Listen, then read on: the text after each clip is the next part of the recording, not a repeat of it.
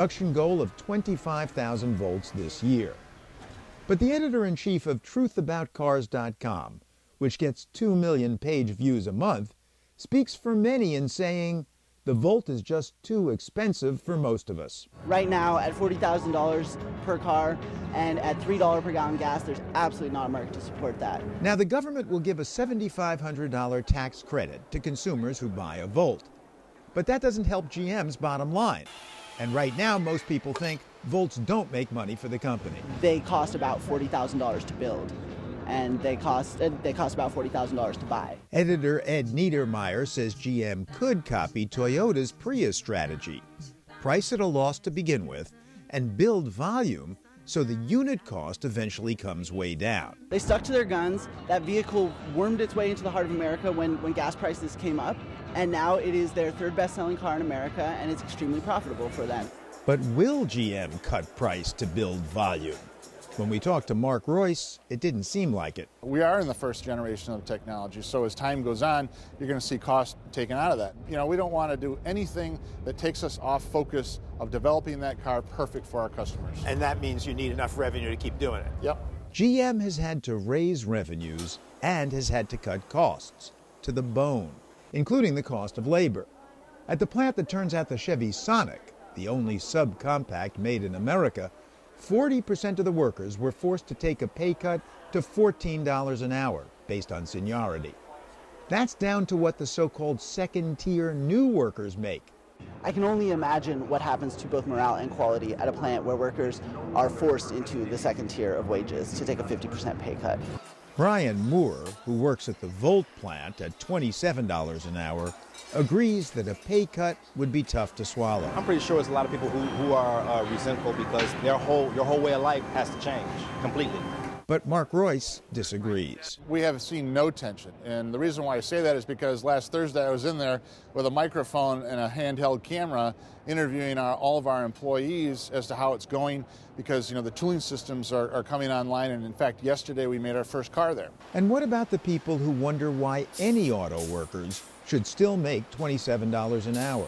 How many applicants did you have for each job at $14 an hour? I don't know, but we had a lot. Plenty. Yeah. If you can fill a plant with people at $14 an hour, why don't you? You have to be competitive, but every worker in this company went through a tremendous amount of financial and mental sacrifice as we went through bankruptcy.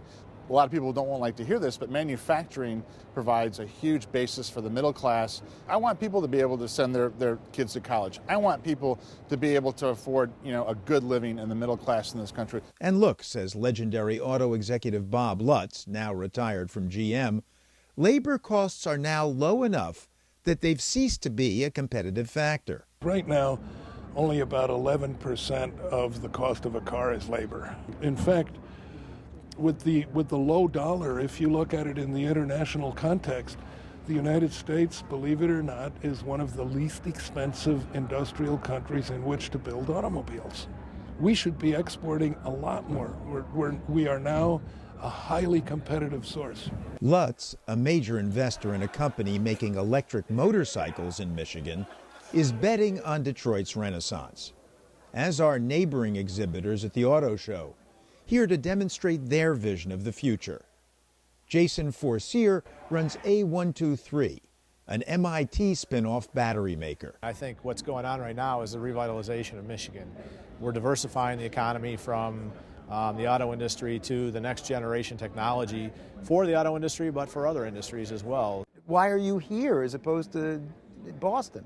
There's no richer talent pool from an engineering perspective around automotive than right here in the state of Michigan. And it was a unique time because many of them were unemployed. So Forcier's company starts workers at closer to the second tier $14 an hour than the UAW wages of the past, with no pensioners to pay for either. Wages have come down, and that's what's made Michigan attractive, frankly, is that it's not $30 an hour plus full benefits and pension for life.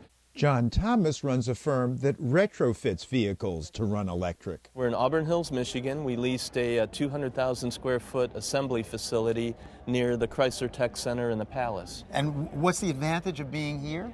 It's all of the resources for automotive are absolutely here. So then, last question for skeptic Ed Niedermeyer. Are electric vehicles going to save General Motors and save Detroit? No. The projections are at their most optimistic. It's something like 10% of the market by 2020. But on the other hand, 10% of the global market would be between 6.5 and 7 million units. Suggesting electric vehicles could eventually go a long way toward revitalizing GM